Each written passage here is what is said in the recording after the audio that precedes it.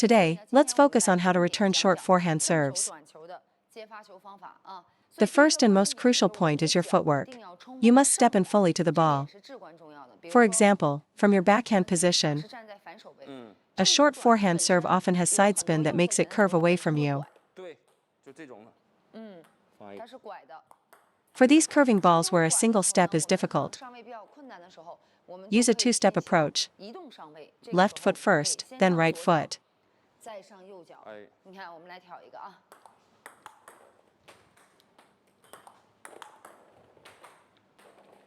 This left then right footwork will allow you to cover nearly any position for a short forehand ball. Second, and this is critical, you must learn to use your center of gravity. For instance, when looping against backspin, my center of gravity lowers and then rises. Your body and hand must be synchronized. Many players struggle with their short forehand game and make errors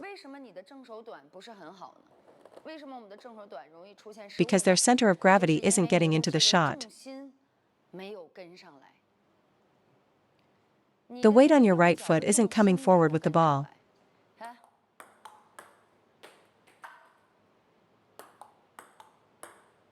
You're often just reaching with your arm, not getting your body to the ball. So, you must use your center of gravity. It helps keep the ball in your control zone.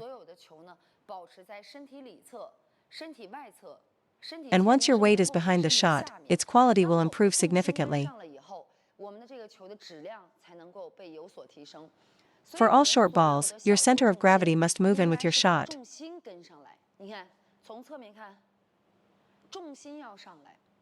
Don't let your hand get ahead while your weight stays back.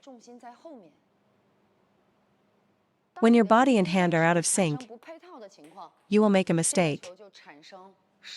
Remember, for all short balls, whether it's a backhand or forehand flick, your entire center of gravity must move into the table. This is key. Many people blame their hand for mistakes, but more often, the problem starts with your feet. Therefore, your upper body's movement must be coordinated with your arm action. For instance, on a very short ball, I commit my weight even further forward. The amount of weight commitment is different for half-long and long balls. Third point, when I step in for a short ball, my leg gets right up against the edge of the table.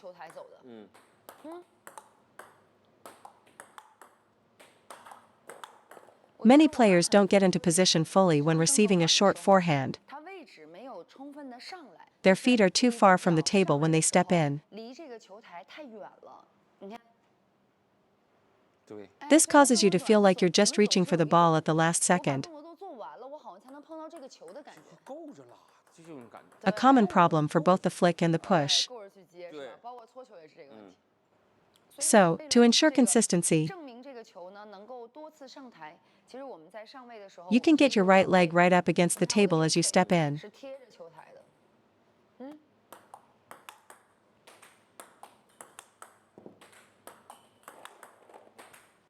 So when you step in with your right foot to the forehand side, get it close to the table.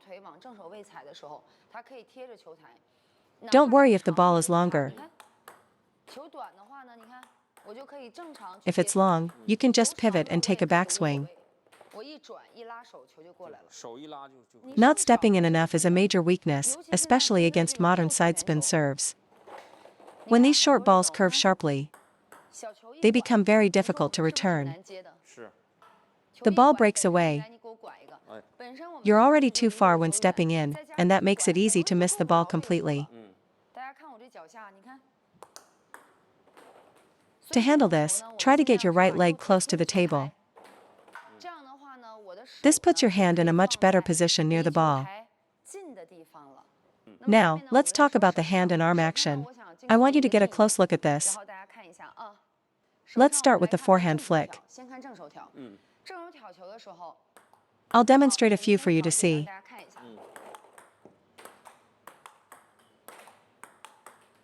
My feeling when playing a short forehand is that I use my fingers to either lift or suppress the ball's trajectory. Let's say it's a hook serve with light side backspin, and I want to flick it. The force from my fingers directs the racket upward to create the necessary arc over the net.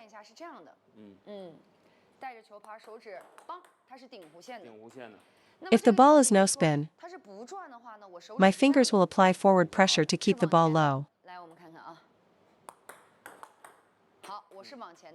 If the ball kicks up, like from a hook serve or side spin, my fingers will direct the force downward.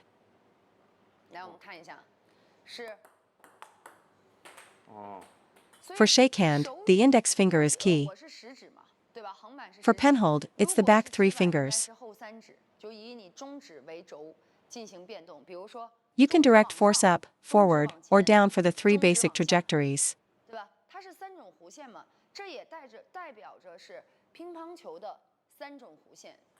Fingers themselves cannot generate much force. They simply concentrate the power at the moment of impact.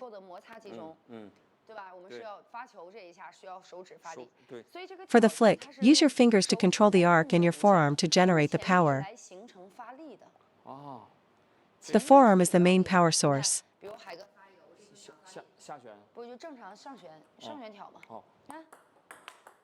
My point of force generation is in the forearm. An in-the-table shot isn't a big upper arm swing or a full body rotation. You'll see this kind of shot a lot in doubles as well. So, use your fingers to adjust the trajectory and your forearm to adjust the power. That's the correct combination. So why can't you generate power? One reason is you're muscling it with your whole arm, which lacks explosive power. Amateur players often have a big swing, but the ball speed is very slow. When trying to generate power, amateur players use their upper arm far too much. For the flick, you need to make the forearm your primary source of force. The main direction of force should be forward. Secondly, during the flick motion, you must learn to generate force from back to front.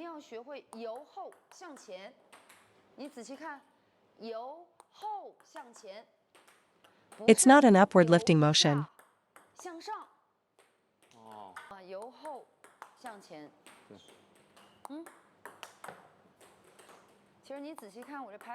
By driving forward, the ball won't go into the net even if your racket angle is very closed.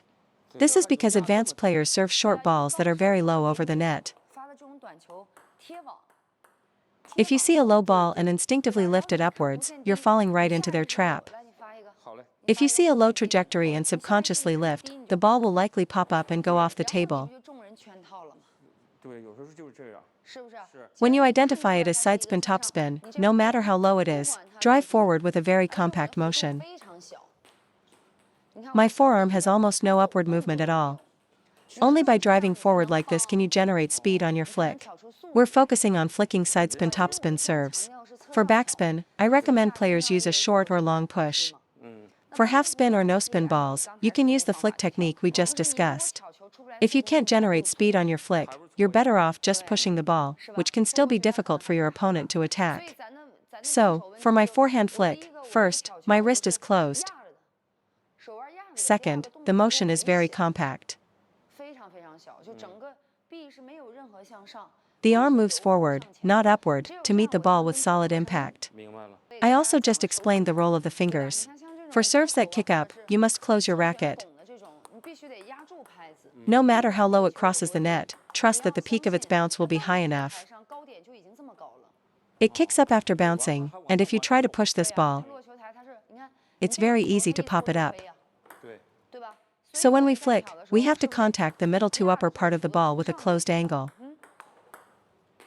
If you feel you need more speed, engage your forearm more. That allows me to keep the ball under control. Many players are afraid of this ball. In a match, if you can't flick it properly, it will just go long. If you use a normal upward flick motion, the ball will pop up and go straight off the table. Exactly, it just flies off the end. So my advice is to use your fingers to adjust the arc of your flick. The index finger for shake hand, and the back three for pen hold. For a ball with heavy backspin that you decide to flick, the force from your fingers must be directed upward. This is how you flick a ball with heavy spin. Second, for a half spin or no spin ball, direct your finger pressure forward. For a side spin topspin serve that kicks up, if your fingers direct the force upward, it will definitely go out. If even a forward flick goes long, then your fingers must direct the force downward. It's the same for pen hold, direct the back three fingers downward, and the ball is less likely to fly off the table. Even a flick requires trajectory adjustment. More backspin, I flick up. No spin, I flick forward. More topspin, I flick downward to keep it on the table. All flicks require this kind of arc variation. This is why you can flick successfully against one opponent but not against another. When you want to flick with more quality, take a bigger backswing and drive forward. If you want to play it safe, stay close to the ball and use a more compact motion. Taking a backswing and driving forward is how you execute a powerful, aggressive flick. The explosive power comes from a larger backswing. So, to flick with quality, you must take a proper backswing. The further back you bring your racket, the more concentrated your force will be. A compact flick close to the ball is more consistent. A larger backswing generates more power. There are many types of flicks: the push flick, the standard flick, the side flick, and the flip. Let's quickly go over them. First is the standard forward flick. Second is the flip, where you might fake a push first and then quickly use your wrist. Third is the deceptive flick, where your body goes one way and your hand goes the other to wrongfoot your opponent. The fourth is the push flick, used often by top players. It involves minimal wrist action. You lock your wrist and use primarily your forearm. The benefit of the push flick is that the ball goes over heavy, as if you're squeezing it past the opponent. Nowadays, players often follow up a push flick with a counter loop. It's a well-developed tactic. A viewer asked if you can flick backspin serves. You can, but it often results in a low-quality ball that your opponent can easily attack. It's a low-percentage shot. You're better off executing a fast, long push instead. So, my advice is, if you have a flexible wrist, learn the standard flick. If your hand feels stiff, you should learn the push flick. If you lack that flexibility, just go straight to learning the push flick. The difference is that the standard flick uses wrist action.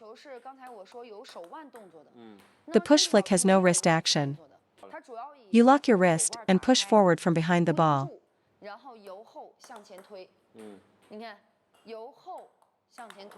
This shot is especially effective against sidespin topspin serves that kick up.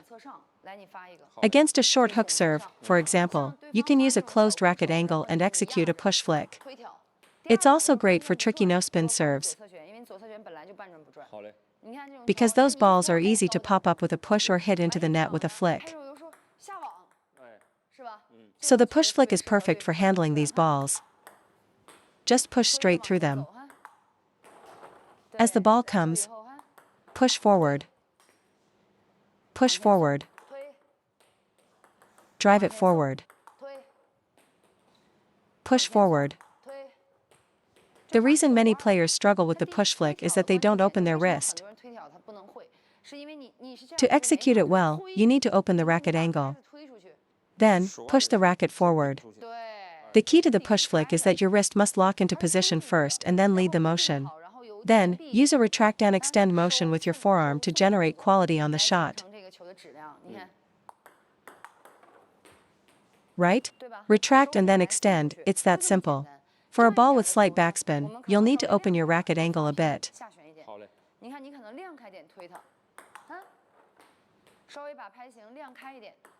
For no spin or balls with some topspin, you'll need to close your racket angle to push flick it. Close the angle, and push through. I think the push flick is more suitable for amateurs, as long as you can keep your wrist fixed. You just push forward. It's relatively simpler. You just need to adjust your racket angle. The standard flick, on the other hand, requires much more fine touch from your hand.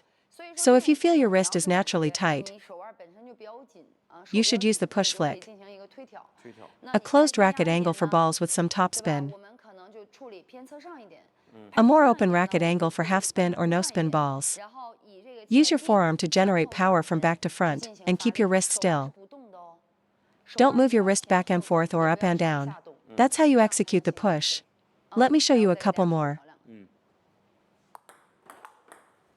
Notice how heavy the ball goes over.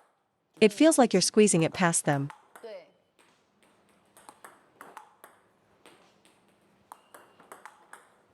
My feeling is that with this type of flick, you stay closer to the ball and have a higher degree of control. Because if your wrist is loose, you can make poor contact, and the ball might fly off in any direction. Sometimes when flicking, it feels like you can't control your wrist. In that case, you're better off just locking it and pushing forward. This works for penhold too.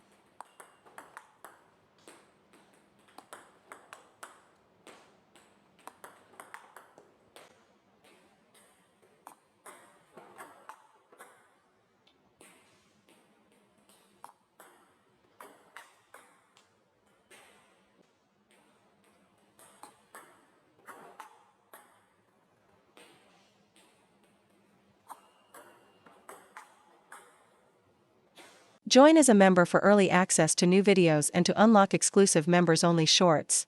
Thank you for supporting the channel's growth.